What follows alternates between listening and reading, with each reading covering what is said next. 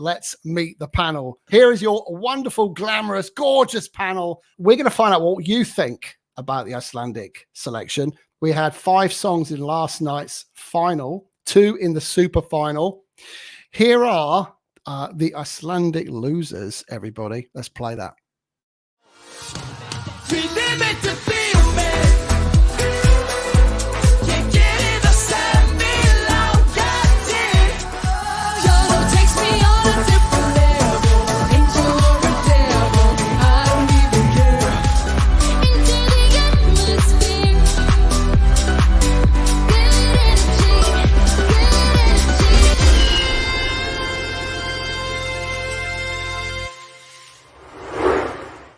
Andy, you love a melody. Was there anything in that selection for you? Iceland used to have some pretty off-the-wall stuff, but I mean, that was, sorry, I can't think of anything positive to say about any of those 3 songs. The singer of the last one has a fantastic voice, however. She does. Thank you, Andy. Let's go to Mick. I think the best 2 actually, did actually get to the super final. Although I must admit, I was rooting for Anita. The Tweety Pie song, as I called it, in that little cage at the beginning, because I thought that one wasn't too bad. But I think overall, the best 2 songs out of a very poor pool did actually get there. Okay. Thank you, Mick. So what went wrong then with some of these songs? Let's go to Eline next. Sigga with Into the Atmosphere. I mean, that's got to be one for the Euro Club, hasn't it? Anita Downfall, another bop there, and Vibe. I don't know what the heck was going on with those guys on stage. We had an astronaut, we had someone else going Weird and Wonderful in Iceland. Were any of those 3 potential qualifiers for the super final, or did Iceland select the best 2? I think they selected the best, but I did quite enjoy the 3 other ones, like the Vibe one that was just like a Eurovision mashup of previous entries done unfortunately badly. The Anita one, like, I did like the song, just not the cage. Like, the cage ruined it for me. And the Atmosphere one, like, I really enjoyed it, but I just hated the boots. So for me, they just ruined it by themselves. Thank you, Eline. And Brendan, Vibe, Biomid, is Scandinavian pop and rap. I've never seen anything quite like this, I have to say. And I've got to admit now, I didn't see the other 5 songs that didn't get selected by Iceland. Please tell me that the Icelandic public were just having a bit of a laugh and a joke. Why was this selected for the final 5? And of these 3, should any of these 3 have qualified instead of the 2 that did? So not often do I get the opportunity to be the positive one of the group. I thought it was generally a very good show. I enjoyed all the songs, all right, bar the first one. I think the reason they were in the final is the Icelandic version of Jedward. They're a bit Looney Tunes. They've been throwing the gorilla and the spaceman. That was just a bit off it, really, and I didn't like the song as a whole. But Anita with Downfall, I felt, once again, the song was one of those songs that's better in Icelandic itself. It was a lot better. Translating it into English, it didn't quite work, but it's still very catchy. She had great presence and it was a great beat, and she was a decent singer. And then Sigga with Into the Atmosphere. I thought the staging was absolutely brilliant. She's an absolute diva. Fantastic voice. And again, really, really catchy song. I like it. It'll be on my playlist. I have nothing bad to say about them. I felt that either one of Anita or Sigga could have been one of the 2 alongside the winner in the super final. Tom, are we being a little harsh, do you think, on Iceland this year? When I look at some of these songs, I think this takes me back to a bad time for a UK fan, right? Someone who's from the United Kingdom, thinking back to the mid-2000s and A Song for Europe, and being that kind of standard, and on a Sunday afternoon watching this thinking, please, can we just leave Eurovision, because I don't want to be embarrassed by any of these songs. Are we being a bit harsh on Iceland? Were there some potential classics here? First of all, it wasn't the mid-2000s. I think it was the early 2000s. I think maybe is today like the 21st anniversary of Crybaby being selected as the UK entrant. It certainly feels like it. Are we being harsh? The thing is, there was certainly variety in Iceland's selection. we previewed the songs last week. We went over them. You know, they had their merits. Some were undoubtedly better than others. Thing is, if you put in a couple of really standout songs, you immediately kind of think that the others aren't as good anyway. And in this case, Sigga asks, I mean, let's face it, if that comes onto the dance floor, if that gets played when we might be at a Eurovision preview party, Amsterdam, of course I am going to be on the dance floor. However, if they played the two other nondescript entries, would I go to the dance floor? I'd probably down some shots instead to prepare myself for the dance floor. And that's kind of like, that's where I am with these things. Sigga's okay, right? I mean, from my side, I think out of all the songs last night, probably Sigga Into the Atmosphere was one of the songs I would absolutely listen to again. I'm going to be frank, I wouldn't listen to any of these songs ever again. But that would be the one that I would go to. And if it came on in a Euro club, would I dance to it? Probably, because I suspect you'd pull me on the dance floor, Tom. But that's all I'll say to that. What are the chat? Of course I'd pull you on the dance floor. Pull me on the dance floor. Yeah. Thanks, Andy. I heard that, by the way. Right, guys, in the chat room, there's lots of comments. Panel looks amazing tonight. That's what Thomas says. And Little John loves the way we're dressed, apparently. Donna, I like the first song with the boys, that their vocals were not so great on the night. And says, good energy is a high energy nop that is stuck in my head. I'm assuming that she means bop. Anita says, I'll write something positive. One of them has a very beautiful name. Dan reckons premium Schlager. Thomas reckons it wasn't a very good final. And also, I mean, this is the important thing, Stu. I mean, it's your first one back. You know, were there no cocktails in the green room? There is always cocktails in the green room, Tom. You know this. Guys, there's 250 of you in watching this live tonight. Huge thank you for joining us this evening. Make sure you click the like button. Make sure you click subscribe. And also, at some of our wonderful panelists, go and follow them on social media and do all those social media things.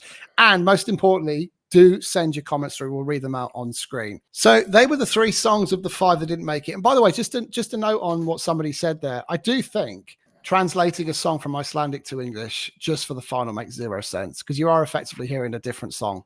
I think I don't understand it. I've never understood it.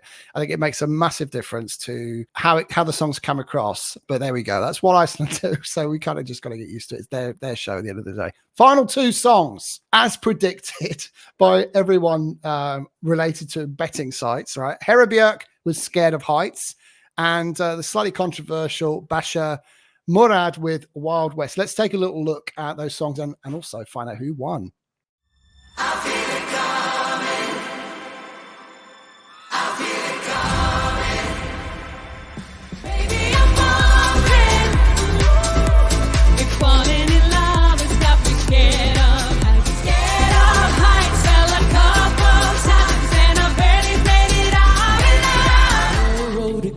How did it come to this? Don't know where I'm going, but I'm looking for eternal bliss. 'Cause I'm going to the wild, wild west, where the only rest is for the wicked.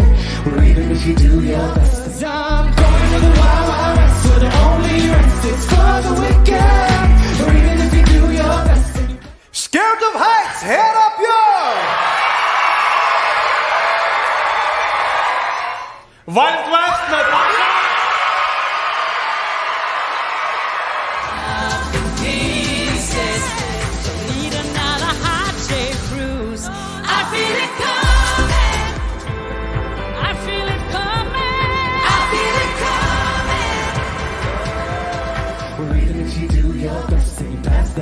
Doesn't mean you make it. Going to the wild, wild west, 'cause it's the best. So why the hell wouldn't I risk it?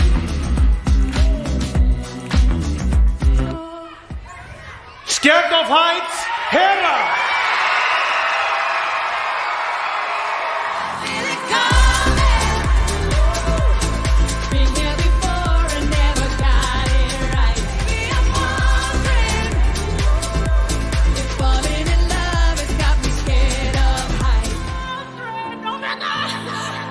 Falling in love has got me scared of this.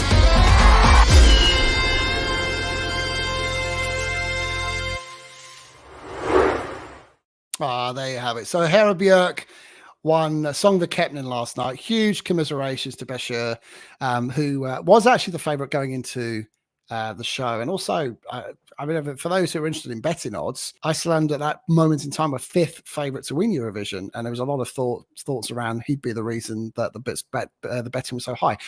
Let's hear about the winning song, though. Andy, let's come to you. Scared of Heights. It's great to see Hera Björk back at Eurovision. She was phenomenal in 2011. It's such an iconic song.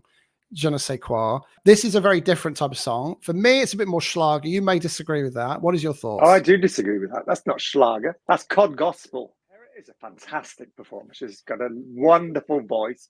She has a huge personality, and she looks absolutely fantastic. She looks better now than she did do 14 years ago. And her face just lit up. Now, honestly, the song, if she's scared of heights, she's got nothing to worry about with this song. She'll be lucky to get to the final. If she does, it will be because of her performance and her voice and her personality and the fact that she loves Eurovision and Eurovision loves her. Thank you, Andy. I agree with that, actually. I think she's the reason we want to see Iceland do well at Eurovision this year, because she's such a phenomenal personality. For those who go to the show will know that Hera Björk goes almost to every Eurovision. She is there in some capacity. She's always floating around the Euro Club, meeting people. She's so personable as well. Brendan, what is your thoughts on Scared of Heights? And also just a word on Besa's Wild West, which was the favourite going into this contest. Why do you think that the Icelandic televoters chose this song in the end? I thought Scared of Heights is fantastic. Again, as we all know, Hera Björk has got a fantastic voice. She's got a fantastic presence, great staging. I think against what's currently been qualified, I think it'll stand out very well at Eurovision. I think it's an instant qualifier. The reason I think Besa didn't win it, I think it's based around the political edge of it all. I think nobody really wants to get dragged into that. As such, I don't really want to, because I don't really like the song. I don't enjoy it at all. There's no beat to it, in my opinion. I think Hera was guaranteed to win as soon as the pair of them were named for the super final. Thank you, Brendan. It's interesting, actually, because when I think about the performance last night from Besa, I don't know that he came across quite as well as the song had intended him to do. So going into that performance, I always think when a performer holds a mic up that close, it's protecting them. It's a confidence thing, but also you can't see them. Like literally that microphone was covering his entire face. And I thought it had a big detrimental effect to his performance on the night. Eline, which of these two songs did you think should have gone to Iceland? Are you happy with the winner? And isn't it great to see Hera Björk back at Eurovision? Oh, I'm so happy with the winner. Like I said previously, and I will score points with Tom. Like Hera was my favorite from like one of the semi rounds. So I'm very happy with her. And also she sings like Been Here Before, but did not got it right. Maybe this year she will have it or got it right. Who knows? So yeah, and the Wild West from Bashar, it's a good song, but it's just not my taste completely. Like I'm more of the genre than Hera Björk. So yeah, I'm very happy. Thank you, Eline. I mean, if you like a bop, and we need a bop at Eurovision, don't we? I mean, we've got a fair few this year. This one's going to be for you. She's going to sing the hell out of it on stage. I personally don't know how it's going to do. I mean, we haven't talked about whether we think it will qualify or not yet, but there's a lot of songs still to be announced. Mick, what are your thoughts on what happened last night? And did Iceland get it right? I think so. In the end, I think probably the Icelandic public decided to vote for Hera just so, as Brendan said, there won't be any overshadowing of the political connotations and everything. Yeah, I'm so glad for Hera that she's going to be back in Eurovision, and just for that, I think they did pick the right song. I think it's a weaker song than the one she went with before, but I think, as you said, she'll perform the hell out of it, and I think that might just be enough to get her through to the final. And I hope so for her and for Iceland that they do get to the final. Yeah, thank you, Mick. They deserve to. I was really cross that they didn't qualify last year. I really liked their song last year. I thought it was a travesty, but hey, not everyone can qualify for the final. The only thing I would say is, and to be slightly controversial, do we not perhaps think that Hera's had her day? That maybe, just maybe, if you think about modern day Eurovision, how many people of my age tend to do well at Eurovision these days? And I think that's only a question that will be answered in May. I hope she does it. I hope she qualifies for the final. I love her. I think she's a wonderful ambassador for Iceland and Eurovision. I just question whether it's the right song at the right time. But Tom, what's your thoughts? Do you know what? I'm so pleased you came to me at this point, because you said, has she had her day? Did they say that about Carola in 1991? Did they say that about Carola in 2006? There is a whole list of Eurovision artists that have come back. And do you know what? It's really nice this year to actually see a returning Eurovision artist attempt to try and represent their country and not have the Eurovision Grim Reaper come after them. We have seen so many past contestants try to get the golden ticket this year and fail. The list is endless. Kano, The Root, Margaret Berger, Constructor. It literally, you could fill a whole show just talking about the songs that they've tried with. I had Hera Björk as a clear winner from the word go. Let's bring up one of the comments in the politics. This is from Anita. Not to be harsh, but if we took away the Hera Björk hype, what is then left? I would argue with Bashir's song, if you took away the politics, what was left of that? And the answer was not much. It was slow, it was downbeat, and to be honest, it was bloody boring, in my opinion. The right choice was made. She's going to go out there. She's going to perform the socks off of it. She's going to have an absolute ball. It's Schlagertastic. We know. I'm down for that. That's fine.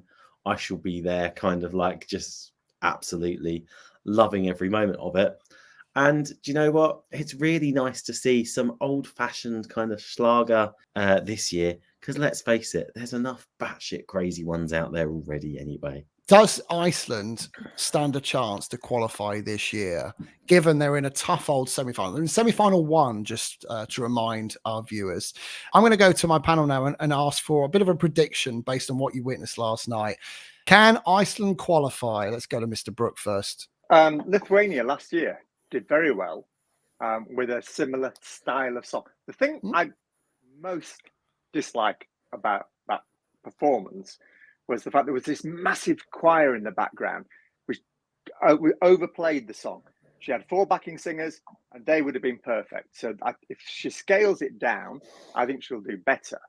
But as I say, if Lithuania can make top 10 last year with a similar style of song, there's no reason why she can't get to the final, because she's a great singer, and there's always room for a great singer, no matter how mediocre the song is. Mick, what's your take on all of this business? I think, to be honest, that semi-final, she's so professional that I think she'll just squeeze through. Maybe, 9th or 10th, but she'll just get over the line, I think. And I agree with Andy. I think a bit of a scale back might put her forward, and that might be enough to make it stand out a bit more. Thank you, Mick. Brendan, have you got anything to add on this? Do you see Iceland in the final? Oh, absolutely. I think it's an instant qualifier. I think it'll stand out against what else is in semi-final 1 at the moment. Thank you. Eline? Yeah, I'm the same with Brendan, but otherwise I would definitely vote for her to go through. If we look at semi-final 1, there's 3 songs still to be announced. It's Australia, Azerbaijan and Portugal. She has a good chance of standing out, I think. If we look at the second half of that final, you've got Windows 95 Man, Tali, you've got Natalia Barbu, you've got Raven, and I think there's a decent chance of standing out. Put that up against the first half, where you've got Bambi Thug, Doomsday Blue, Baby Lasagna, Rim Tim Tajidim. I think there is a great chance that her song is going to stand out with it. And I think part of that is going to be her performance, isn't it? The chat room has come alive. Donna, she should squeeze through. Neil, I hope it will qualify. The Hera factor could work. Thomas says, sadly, non-qualifier. And Donna says, it's not a winner for me, but it's a style that has a fan base, so it could get votes. Trojan Horse has a great chance due to the draw. Let's not forget, Iceland are in the second half of that semi-final as well. I think that also stands them in good stead, because second half songs, and there's only 15 of them. The averages are working in her favour all the time. Sure are. Okay, well, I think we can just about say that Hera Björk is squeezing through into that final. We will find out in May. 369 of you watching live. Now, maybe some of you aren't able to chat. That's okay. But when you've watched tonight's broadcast, make sure you go back into our YouTube channel and click the like button, subscribe, and make sure you follow us across social media. Huge thank you for joining us live this evening. We will say goodbye and see you very shortly. Thank you for watching. Arrivederci, and we'll see you soon. Bye for now.